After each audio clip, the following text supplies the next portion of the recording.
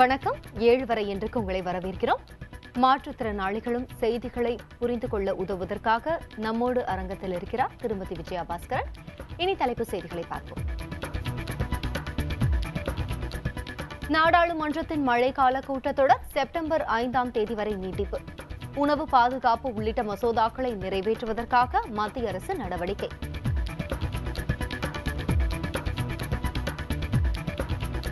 ஈழத் தமிழர்களின் துன்பங்களை நேரில் அறிந்து அறிக்கை தர வேண்டும். ஐநா மனித உரிமை ஆணையத்திற்கு திமுக தலைவர் கருணாநிதி வலியுறுத்தல். தருமபுரியில் 144 தடை உத்தரவை தொடர்ந்து நீட்டித்து வருவது ஏன்? தமிழக அரசுக்கு உயர்நீதிமன்றம் கேள்வி.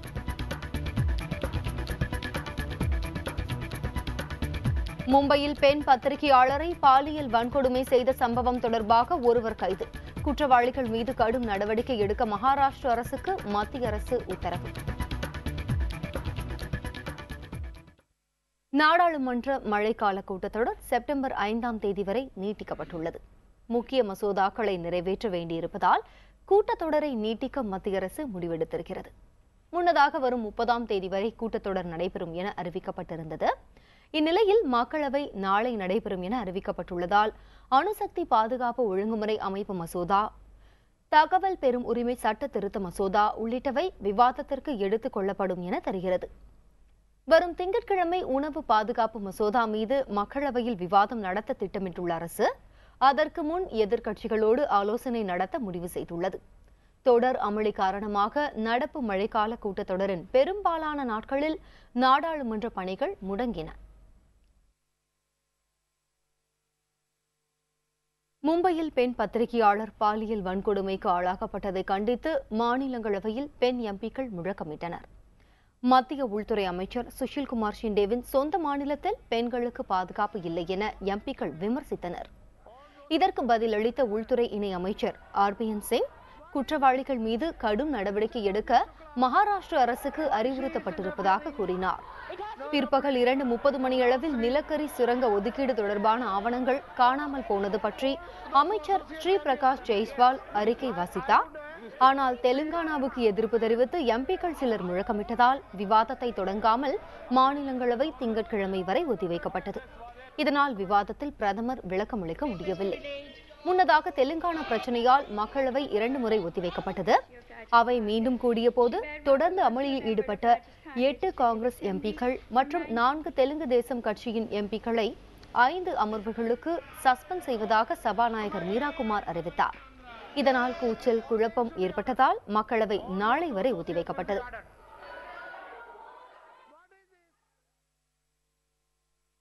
மும்பையில் பெண் புகைப்பட பத்திரிகையாளர் பாலியல் வன்கொடுமைக்கு ஆளாக்கப்பட்டது தொடர்பாக ஒருவர் கைது செய்யப்பட்டிருக்கிறார். 4 பேரின் வரைபடங்களை வெளியிட்டு மும்பை போலீசார் தீவிரமாக தேடி வருகின்றனர். 23 வயதான அந்த பத்திரிகையாளர் நேற்றிரவு ஆண் நண்பரோடு சேர்ந்து மும்பையில் உள்ள தனியார் ஆலையில் செய்தி சேகரிக்க சென்றுள்ளார். அப்போது அவரோடு சென்ற நண்பரை கட்டி போட்டு 5 பேர் கொண்ட கும்பல் தாக்கியுள்ளது. பின்னர் அந்த பெண் பத்திரிகையாளரை பாலியல் வன்கொடுமைக்கு ஆளாக்கியதாக தெரிகிறது. இதையடுத்து அந்த பெண் மும்பையில் உள்ள தனியார் மருத்துவமனையில் சிகிச்சைக்காக அனுமதிக்கப்பட்டார். மகாராஷ்டிர உள்துறை அமைச்சர் ஆர் பாட்டீல் மற்றும் மும்பை காவல்துறை ஆணையர் சத்யபால் சிங் ஆகியோர் மருத்துவமனைக்கு சென்று பத்திரிகையாளரின் உடல்நிலை குறித்து மருத்துவரிடம் கேட்டறிந்தனர். இது தொடர்பாக இதுவரை சந்தேகத்தின் பேரில் 25 பேரிடம் விசாரணை செய்துள்ள மும்பை தனிப்படை போலீசார் அதில் ஒருவரை கைது செய்துள்ளனர். பாலியல் வன்கொடுமைக்கு ஆளான பெண் பத்திரிகையாளரின் உடல்நிலை நலமாக உள்ளதாக மருத்துவர்கள் தெரிவித்துள்ளனர். பாலியல் வன்கொடுமை சம்பவம் தொடர்பாக மும்பை போலீசாரிடம் மத்திய உள்துறை அமைச்சகம் விளக்க அறிக்கை கேட்டுள்ளது.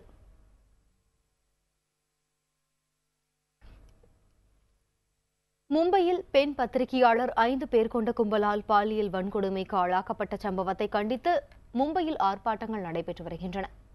அங்கு போலீஸ் நிலையத்தை முற்றுகையிட்ட சிவசேனா தொண்டர்கள் காவல்துறையை கண்டித்து முழக்கமிட்டனர். பெண்களுக்கு எதிராக தொடரும் இதுபோன்ற கொடுமைகளை தடுத்து நிறுத்த வேண்டும் என முழக்கமிட்டபடி முற்றுகையிலும் ஈடுபட்டனர். இதேபோல் பெண்களுக்கு பாதுகாப்பு அளிக்க காவல்துறை தவறிவிட்டதாக குற்றம் சாட்டி நூற்றுக்கணக்கான பெண்கள் நாக்பூரில் ஆர்ப்பாட்டத்தில் ஈடுபட்டனர். பெண்களுக்கு எதிராக தொடரும் கொடுமைகளை தடுக்க வலியுறுத்தும் வகையிலான அட்டைகளை கையில் ஏந்தியவாறு அவர்கள் ஆர்ப்பாட்டம் நடத்தினர். இதேபோன்று பெண் பத்திரிகையாளர் பாலியல் வன்கொடுமைக்கு ஆளாக்கப்பட்ட சம்பவத்திற்கு எதிராக மும்பையில் ஆங்காங்கே போராட்டங்கள் நடைபெற்று வருகின்றன.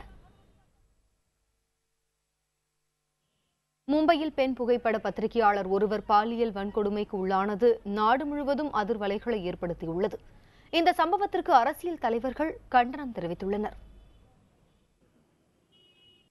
It's a ghastly crime. It's a crime against society. If a young girl who is a trainee photojournalist who has been raped by few people in Parel, it's since Mumbai is a place which is such incidents are rare, and it has an image of a society which takes care of ladies in a very big way. Having said that, I am sure Mumbai police would make every effort to see that the culprits are tracked down. It is a very heinous crime. This has to be condemned in all the possible strongest terms. It also shows you can have any number of legislations, but the question is how these legislations are effectively implemented. And this Maharashtra case should be taken with all seriousness, not only by the state government, by the central government also. மும்பையில் 23 வயது பெண் பத்திரிகையாளர் பாலியல் வன்கொடுமை செய்யப்பட்ட சம்பவத்திற்கு தமிழக பத்திரிகையாளர் சங்கங்கள் கண்டனம் தெரிவித்துள்ளன. இது தொடர்பாக தமிழ்நாடு பத்திரிகை புகைப்பட கலைஞர்கள் சங்கம் வெளியிட்டுள்ள அறிக்கையில், குற்றவாளிகளை கைது செய்து கடுமையான தண்டனை வழங்கவும் பத்திரிகையாளர்களுக்கான பாதுகாப்பை உறுதி செய்திடவும் வலியுறுத்தியுள்ளது. இந்த சம்பவத்தால் நாடே அதிர்ச்சி அடைந்துள்ளதாக சென்னை பத்திரிகையாளர் மன்றம் அறிக்கையில் கூறியுள்ளது. மகாராஷ்டிரா மாநில அரசு உரிய நடவடிக்கையை உடனடியாக எடுக்க வேண்டும் என்று பத்திரிகையாளர் மன்றம் வலியுறுத்தியுள்ளது. இதேபோல் Tamil Nadu union of journalist or India press media அசோசியேஷனும் கண்டனம் தெரிவித்துள்ளது. இலங்கை அகதி செந்தூரனை மறு உத்தரவு வரும் வரை நாடு கடத்தக்கூடாது என்று சென்னை உயர்நீதிமன்றம் உத்தரவிட்டுள்ளது. இது தொடர்பான வழக்கை விசாரித்த நீதிபதிகள் தனபாலன், சி.டி. செல்வம் ஆகியோர் செந்தூரனை நாடு கடத்துவது தொடர்பாக மத்திய, மாநில அரசுகள் பதில் மனு தாக்கல் செய்ய வேண்டும் என உத்தரவிட்டனர். இலங்கை தமிழரான செந்தூரன் தாக்கல் செய்திருந்த வழக்கு மனுவில் தமிழகத்துக்கு அகதியாக வந்ததான் செங்கல்பட்டு அகதிகள் முகாமில் அடைக்கப்பட்டிருந்து விடுதலை செய்யப்பட்ட பின்னர் தனியார் நிறுவனத்தில் வேலை செய்து வருவதாக குறிப்பிட்டிருந்தார். எவ்வித சட்டவிரோத நடவடிக்கையிலும் ஈடுபடாத தன்னை ஏற்கனவே போடப்பட்டிருந்த வழக்குகள் காரணமாக நாடு கடத்துவதற்கு தடை விதிக்க வேண்டும் எனவும் கோரியிருந்தார். இதனை ஏற்றுக்கொண்ட நீதிபதிகள் மறு உத்தரவு வரும் வரை அவரை நாடு கடத்தக்கூடாது என்று உத்தரவிட்டனர். இலங்கையில் அடிப்படை ஜனநாயகத்தை நிலைநாட்டுவதற்கான முயற்சிகளை ஐக்கிய நாடுகள் சபை மேற்கொள்ளும் என உலக தமிழர்கள் ஆவலோடு எதிர்பார்ப்பதாக திமுக தலைவர் கருணாநிதி தெரிவித்துள்ளார். இது தொடர்பாக அவர் வெளியிட்டுள்ள அறிக்கையில், கடந்த ஆண்டு சென்னையில் நடைபெற்ற ஈழத்தமிழர் வாழ்வுரிமை மாநாட்டில் நிறைவேற்றப்பட்ட தீர்மானங்களை ஜெனீவாவில் உள்ள ஐநா மனித உரிமை ஆணைய தலைமை ஆணையர் நவநீதம் பிள்ளையிடம் திமுக பொருளாளர் மு.க. ஸ்டாலின் நேரில் வழங்கியதை குறிப்பிட்டுள்ளார். மேலும் இலங்கைக்கு சென்று நிலைமையை நேரிலேயே அறிந்து கொள்ளும்படி அப்போது கேட்டுக் கொள்ளப்பட்டதாகவும் கருணாநிதி தெரிவித்துள்ளார். அதன்படியே இந்த மாத இறுதியில் நவநீதம் பிள்ளை இலங்கைக்கு செல்ல உள்ளதாக கருணாநிதி தெரிவித்துள்ளார். இலங்கைக்கு செல்லும் நவநீதம் பிள்ளை வடக்கு மாகாணத்தில் தேர்தலுக்கு முன்பே திட்டமிட்டு கட்டவிழ்த்து விடப்பட்டுள்ள முறைகேடுகள் குறித்து கண்டறிய வேண்டும் என்றும் அவர் கூறியுள்ளார். தமிழர்களுக்கு சென்றடைய வேண்டிய நிவாரண உதவிகள் முறையாக சென்றடையவில்லை என்ற குறை சர்வதேச அளவில் விவாதிக்கப்பட்டு வருவதை பற்றியும் நேரடியாக கண்டறிந்து நவநீதம் பிள்ளை சரி செய்வார் என்றும் கருணாநிதி நம்பிக்கை தெரிவித்துள்ளார். வேலூர் மாவட்டம் வாணியம்பாடி அருகே ஊருக்குள் புகுந்த காட்டு யானையை கிராம மக்கள் வனப்பகுதிக்குள் விரட்டியடித்தனர். வாணியம்பாடியை அடுத்த கல்லரப்பட்டி கிராமத்திற்குள் இன்று காலை புகுந்த காட்டு யானை ஒன்று கம்பு, கடலை உள்ளிட்ட பயிர்களை சேதப்படுத்தியது. சத்தம் கேட்ட விவசாயி ஒருவர் கூச்சல் எழுப்பியதை அடுத்து கிராம மக்கள் திரண்டு வந்து யானையை வனப்பகுதிக்குள் விரட்டியடித்தனர். தங்களின் பாதுகாப்பு கருதி யானை வரும் பகுதிகளை கண்காணித்து வனத்துறையினர் தகவல் அளிக்க வேண்டும் என அக்கிராம மக்கள் கோரிக்கை விடுத்துள்ளனர். பட்டாசு ஆலைகளில் நடத்தப்படும் ஆய்வுகள் முறையாக நடைபெறுவதில்லை என ஆலைகளின் உரிமையாளர்கள் குற்றம் சாட்டியுள்ளனர். தொழிற்சாலைகளில் அதிகாரிகள் ஆய்வு நடத்தி குறைகளை சுட்டிக்காட்டினால் விபத்துகள் நடக்காது என்றும் அவர்கள் தெரிவிக்கின்றனர். மேலும் பட்டாசு தொழிற்சாலைகளில் நடத்தப்படும் ஆய்வுகளை முறையாக நடத்த வலியுறுத்தி மாவட்ட ஆட்சியரிடம் மனு அளிக்கப் போவதாகவும் பட்டாசு ஆலை உரிமையாளர் தெரிவித்துள்ளனர். நேற்று வெடி விபத்து நடந்த 2 பட்டாசு ஆலைகளில் சேர்ந்த 8 பேர் மீது வழக்கு பதிவு செய்யப்பட்டு விசாரணை நடந்து வருகிறது. விபத்து ஏற்பட்ட கிருஷ்ணசாமி பட்டாசு தொழிற்சாலை முழுவதுமாக சேதமடைந்து மீண்டும் பயன்படுத்த முடியாத நிலையில் உள்ளது. மற்றொரு தொழிற்சாலையின் பெரும்பாலான பகுதிகள் முழுமையாக சேதமடைந்துள்ளன. திண்டுக்கல் மாவட்டத்தில் காலாவதியான பெல்லாரி வெங்காய விதைகளை போலி லேபிள் ஒட்டி கூடுதல் விலைக்கு விற்பனை செய்வதாக விவசாயிகள் குற்றம் சாட்டியுள்ளனர். மாவட்ட ஆட்சியர் அலுவலகத்தில் நடைபெற்ற விவசாயிகள் குறை தீர்க்கும் கூட்டத்தில் இவ்வாறு தெரிவிக்கப்பட்டது.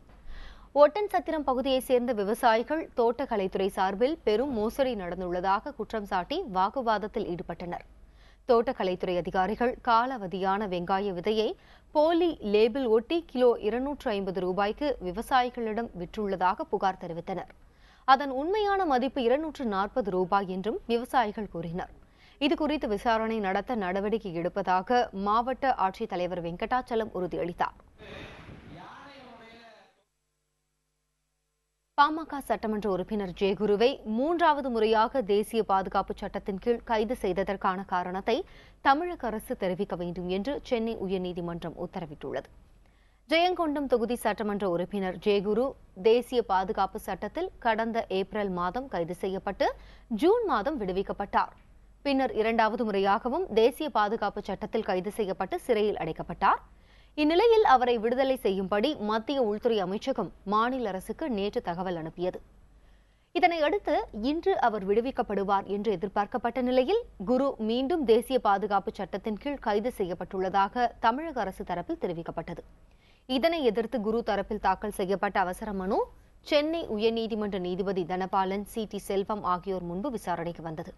குருவை விடுவிக்க சொன்னதற்கான காரணத்தை மத்திய அரசும் அவரை 3வது முறையாக தேசிய பாதுகாப்பு சட்டத்தில் கைது செய்ததற்கான காரணத்தை மாநில அரசும் வரும் திங்கட்கிழமைக்குள் தெரிவிக்க வேண்டும் என்று உத்தரவிட்ட நீதிபதிகள் அதே நாளுக்கு வழக்கை ஒத்திவைத்தனர். அவ்வப்போது தீ பற்றுவதற்காக கூறப்படும் விழுப்புரம் மாவட்டம் டி. பரங்குனி கிராமத்தை சேர்ந்த 2.5 மாத ஆண் குழந்தையின் உடலில் எந்த பிரச்சனையும் இல்லை என மருத்துவர்கள் தெரிவித்துள்ளனர். மேலும் முழு சிகிச்சைக்கு பிறகு இன்று குழந்தையை மருத்துவர்கள் வீட்டிற்கு அனுப்பியுள்ளனர். டி. பரங்குனி கிராமத்தில் குழந்தை ராகுலின் உடலில் தீப்பற்றியதாகவும் அதனால் வீடு எரிந்ததாகவும் கூறப்பட்டது. அதனைத் தொடர்ந்து குழந்தை ராகுலையும் தாயையும் ஊருக்குள் இருக்க அந்த கிராமத்தினர் எதிர்ப்பு தெரிவித்தனர். உடலில் தீ பற்றுவதற்கான காரணத்தை கண்டறிய கீழ்ப்பாக்கம் அரசு மருத்துவமனையில் குழந்தை அனுமதிக்கப்பட்டது. சிகிச்சைக்கு பிறகு குழந்தையின் உடலில் தீ பிடிப்பதற்கான எந்த வாய்ப்பும் இல்லை என மருத்துவர்கள் தெரிவித்துள்ளனர். Center of Medical Genetics, Kilpak, Department of Biochemistry, Apollo Hospital, Creams Road இவர்கள் செய்த உதவி மிகவும் பாராட்டத்தக்க கூடியதாகும். குழந்தை தற்சமயம் பூரண குணமாகி மருத்துவமனையிலிருந்து வீடு திரும்புவதற்கு தயாரான நிலையில் இருக்கிறது. காவல் நிலையங்களுக்கு புகார் கொடுக்க வருபவர்களிடம் கனிவாக நடந்து கொள்ள வேண்டும் என்று முதலமைச்சர் ஜெயலலிதா வலியுறுத்தியுள்ளார். சென்னையில் நடைபெற்ற காவல்துறையினருக்கு குடியரசுத் தலைவரின் பதக்கங்கள் வழங்கும் விழாவில் கலந்து கொண்டு பேசியபோது அவர் இதனை தெரிவித்தார். சட்டம் ஒழுங்கை நிலைநாட்டுதல் உள்ளிட்ட முக்கிய பணிகளை மேற்கொள்ள ஏதுவாக காவல்துறையில் 14,611 காலி பணியிடங்கள் விரைவில் நிரப்பப்பட உள்ளதாகவும் ஜெயலலிதா கூறினார். மேலும் காவல்துறையை நவீனமயம் ஆக்குவதற்கான சுமார் 200 கோடி ரூபாய் செலவில் ஆயுதங்கள், உபகரணங்கள், தற்காப்பு கவசங்கள் போன்றவை வாங்கப்பட்டு வருவதாகவும் ஜெயலலிதா தெரிவித்தார். இந்த விழாவில் அமைச்சர்கள், நாடாளுமன்ற, சட்டமன்ற உறுப்பினர்கள் உள்ளிட்டோர் கலந்து கொண்டனர். திண்டுக்கல் மாவட்டம் ஒட்டன்சத்திரம் காய்கறி மார்க்கெட்டில் மாங்காயின் விலை கடுமையாக உயர்ந்துள்ளது. ஆயக்குடி, சத்திரப்பட்டி, கன்னிவாடி, நத்தம் உள்ளிட்ட பகுதிகளிலிருந்து 500 மூட்டைகள் வந்து கொண்டிருந்த நிலையில் தற்போது வரத்து குறைந்துள்ளது. இதனால் கிலோ 20 முதல் 25 ரூபாய் வரை விற்பனை செய்யப்பட்டு வந்த மாங்காயின் விலை கடுமையாக உயர்ந்துள்ளது. புதுக்கோட்டை அரசு தலைமை மருத்துவமனையில் தமிழ்நாடு மருத்துவ பணி ஆலோசனைக் குழு உறுப்பினர் காமாட்சி ஆய்வு மேற்கொண்டார். அங்குள்ள கருவிகள் சரியாக இயங்குகிறதா என பார்வையிட்ட அவர் நோயாளிகளை சந்தித்து வசதிகள் குறித்தும் குறைகள் குறித்தும் கேட்டறிந்தார். இதுபோன்ற ஆய்வுகள் தொடரும் என்று பின்னர் அவர் தெரிவித்தார். அடுத்து வருவது உங்கள் ஊர் உங்கள் குரல். தொடர்ந்து இணைந்திருங்கள் புதிய தலைமுறையோடு.